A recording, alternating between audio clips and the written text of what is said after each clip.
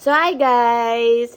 Good morning and welcome back sa aming YouTube channel and for today's video. So, mga more on activities tayo. First stop, we're gonna go, magra-ride tayo ng Hoho or kilala nila as hop on hop off. And then, pupunta tayo sa Puka Beach, which is really known here sa Boracay. And then, pupunta rin tayo sa may Bulabog. Yung Bulabog, parang well-known siya na dun ginagawa yung mga different activity. For example, kayaking at mga kung ano-ano. It's my first time na tatry or sasakay ng hop-on, hop-off or Hoho. And titingnan natin kung sulit ba. So, pupunta muna kami dun sa Southwest na parang branch nila dito para kumuha ng card kasi nakabili na rin kami. And then, yun yung gagamitin natin na ipang-tatap sa hop-on, hop-off. Then, mamaya papakita namin sa inyo the entire process and sasabihin din namin sa inyo kung sulit na sulit ba yun sa mga gagawin namin. So, parang DIY lang talaga kami kasi there's a lot of activities na hindi rin namin gusto i-try. Hindi na ganun ka-extreme ang mga matatanda, parang ganon, tumatanda na ako. Kasi napansin ko sa akin, when I was in my 20s, like, sa El Nido, lahat nung, parang, first day, iba-ibang tour package or island hopping yung ginawa namin. The second day, iba na naman na, parang C or A or B yung ginawa namin. As in, hayok na hayok ang mga kabataan mag-travel, ganun kami. I tried the spontaneous travel. And as I grow old, I'm turning 35 this year, parang pagod na ako para doon. Parang gusto ko chill lang. If I'm gonna do yung island hopping, parang di na sobrang extreme yung mga gusto kong activities. Kasi before, I'll try also cliff diving pag may ganung ako ino-offer. Gusto ko yung mga extreme before. Parang ngayon, parang hindi na ako ganon. Pagod na, parang ganon. So, drink lang ako ng coffee and then I'll be right back. Ha? Ay, ganyan. And okay, I see the station. And then, free space nila. Right here. And also, there is a signage there where you can take your photos ay Boracay. So here's a sample of Hoho card. So you just got this one. Okay, ganyan. So ito, pupunta na itong Puka Beach. Tapos, itong Balabag, yung Willis Rock. Itong may Bulabog Beach. Ito ata, Bulabog Beach. So, ito isa short to na pupuntahan natin yung Puka Beach. And then, itong Bulabog Beach. Access to water, sport, and activity area. So, ito talaga yung pupuntahan. Yung the rest, di ko sure. Fast and partner Coco.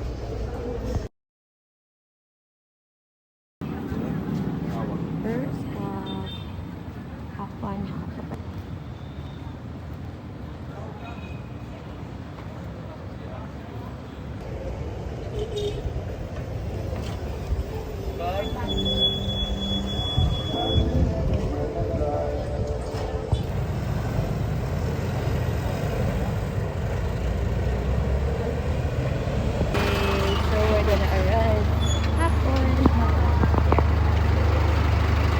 Ng hop-on, hop-off.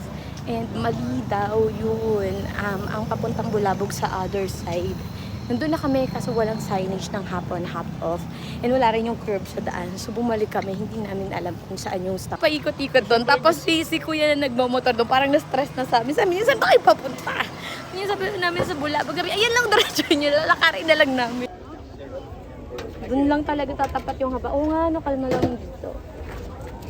Iyaw.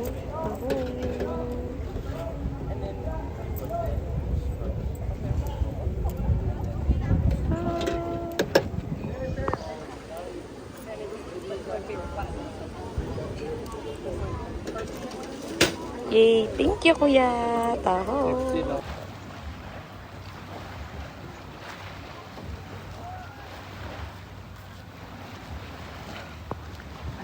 Dabog and hindi makukumpleto tong travel na to without a splurge of taho.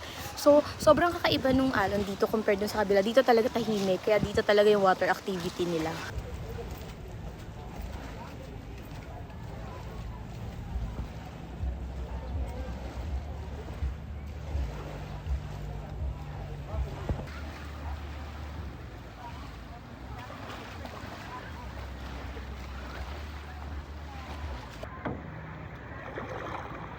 si Kuya? Ando pa rin sila.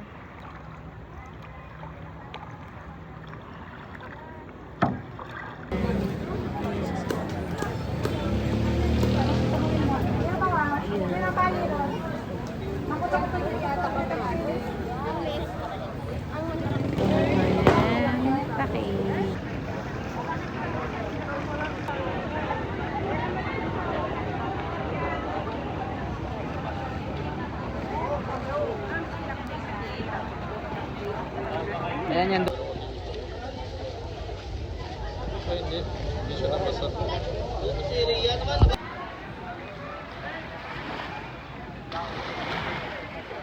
Travel, papunta dun sa area na yun. I didn't know nga kung ano yung tawag dun sa pangalan na yun. It's worth 900. Wala siyang kasamang buffet. Tapos parang ATV, zipline, tapos kayaking, and ano yung other activities, parang ganun yung nakuha namin, which is okay kasi ayaw din namin ng ibang activities ng mga island hopping. Yes. Last day, tubig lang po. Mas daw.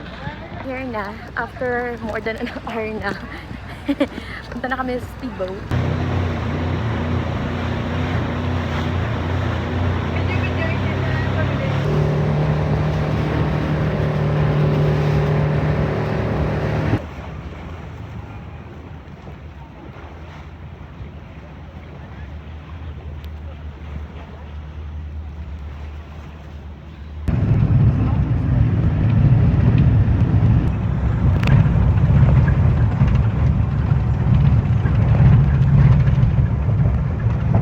Mega Park. So,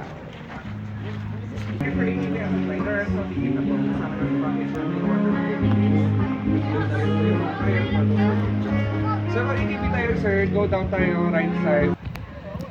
So, we're going zipline. Ay, ATV mo. Ah? Ano na? So, mag-ATV na tayo. Yay!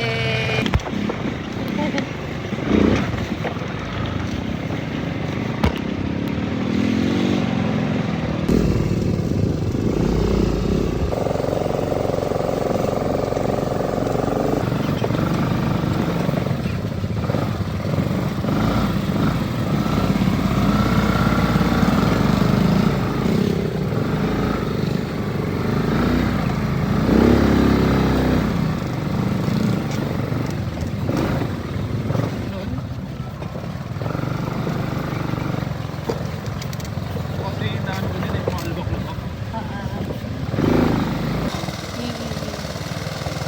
Galing ka mo. Oh!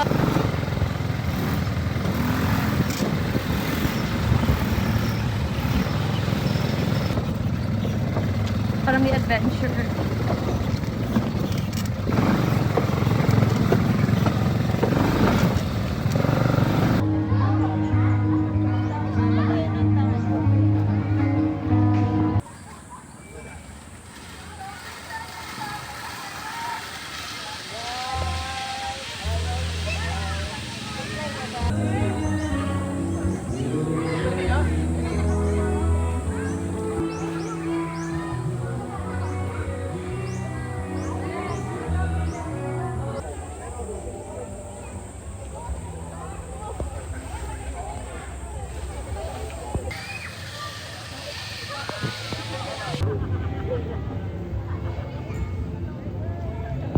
Napagod sa ATV.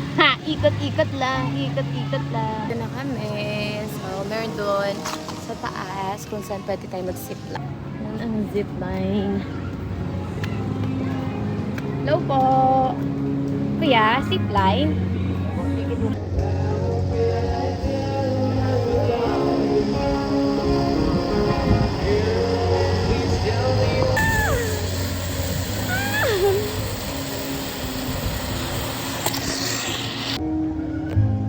Si babe.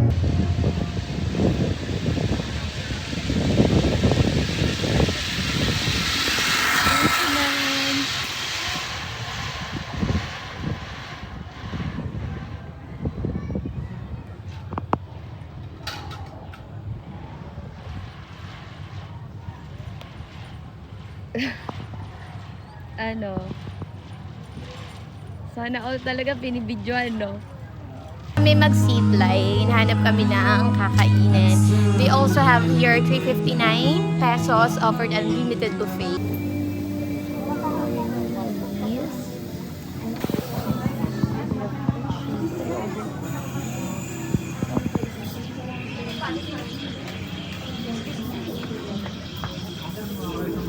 Dahil mong pera, oh.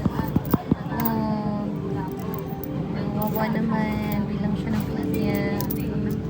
Java. Ano? This is Mango Drip Cafe. And we ordered a barbecue with a freebies with soft drinks. So, ayun na nga. Actually, free lahat dito. Meron din silang crystal cake. Meron ding slide, monkey slide.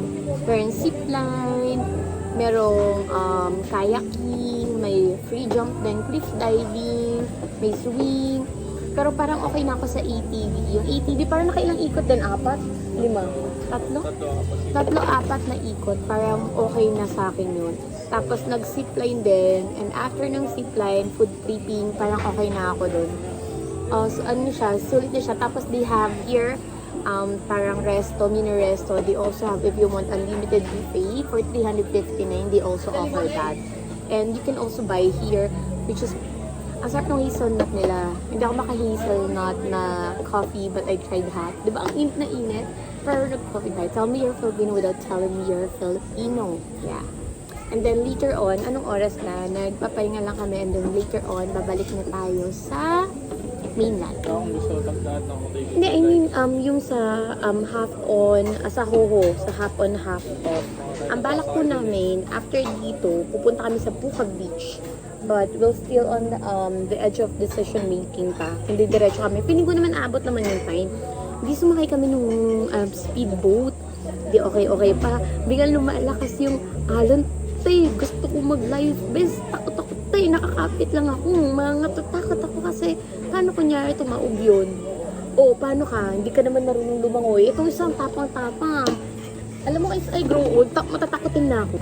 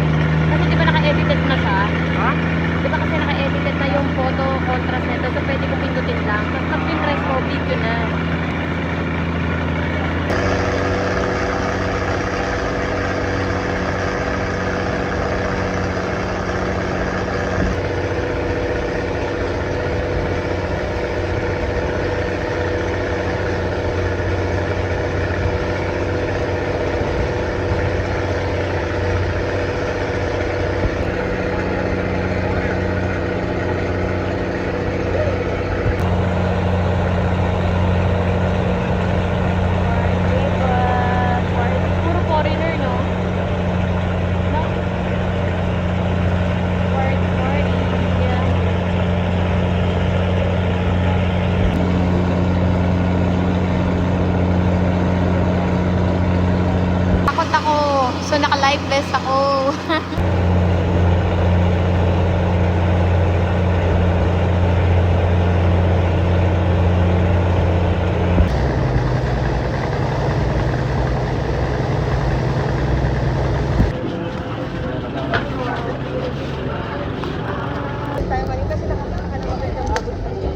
Ang cute, babe. So, we're walking here. Saktong saktong-sakto guys na pumunta kami doon ng medyo maaga pa. Kasi ngayon, sobrang daming tao kasi madilim na. Maraming gusto mag water activities. Tapos yung mga pupunta para doon sa may ATV area. So imagine mo, kung ngayong oras kami pumunta doon, sobrang daming tao. Which is, feeling ko tama yung decision namin na medyo maaga. So nandito tayo sa station ng Hoho. Gaantay lang tayo.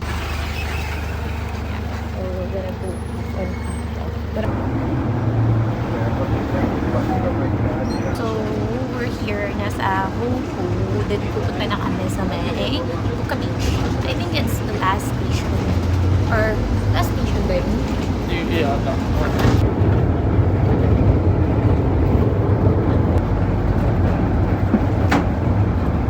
So guys, I think yung Hoho is really convenient. Every 15 minutes may dumadaan. And then malilibot mo talaga yung mga gusto mong puntahan. Lalo na dyan sa mga parang stop area or point nila. So, for ngayon, kunyari, magbubuka ng isang araw, sobrang sulit siya. Tapos, malamig pa, air condition. Enough ko nga yung aircon kasi nilalamigan ako yung likod ko. Kasi naka-long sleeve ako. Pero it's really nice experience. Convenient talaga.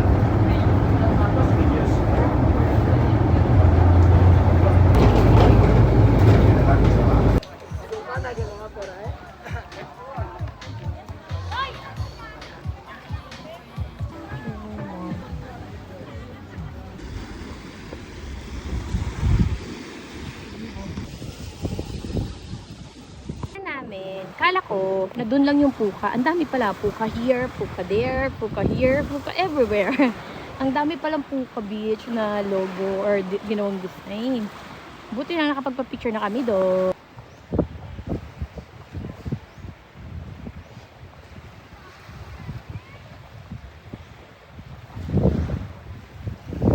Puka Beach. And then, ang dami palang puka na design. Kala namin doon lang. So, hanggang doon pa pala sobrang dami. And then, marami din mga nagsuswimming, pero parang ayoko na rin mag-swimming dito for photo ops lang. Siguro kung marami kayo maganda, pero parang ako hindi na siguro, okay lang. And then, babalik na kami doon, mag-hop on, hop off lang kami, Hoho. And then, yun na, galing la kuya mag-picture as in. Worth it yung donation. Kung photo ops ka dito, ang gagaling nila kumuha. As in, ang galing nila mag-calibrate ng contrast. Talagang pang model yung labas mo. Astig. Ang galing nila mag-edit ng photos. Salute.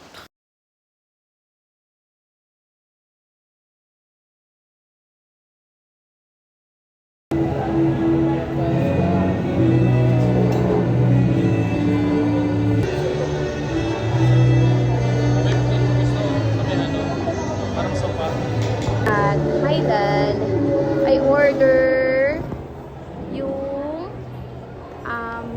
Americano nila, which is only 99. So I order spaghetti and chicken, coffee in Highland. It's Americano with milk. And then babe ordered 2 pieces rice and chicken. So, nasa Seymour kami and we're buying stocks here in Boracay. Mamon, yeah, mamon. Okay. There was young. When I was young, I still have like this. Meron pa rin palang ganito. Batang 90s ka dyan. Ganyan. Tapos pag nalaglag, magka-crack. Meron pa rin pala.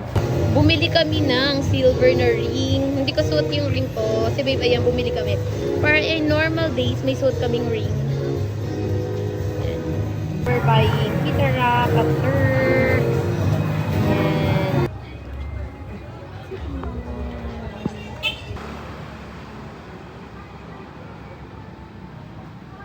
Uwi na kami sa hotel.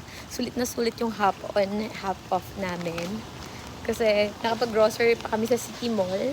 Ulas na ulas. Pagod na ako. This is the Lounge of Paradise Hotel.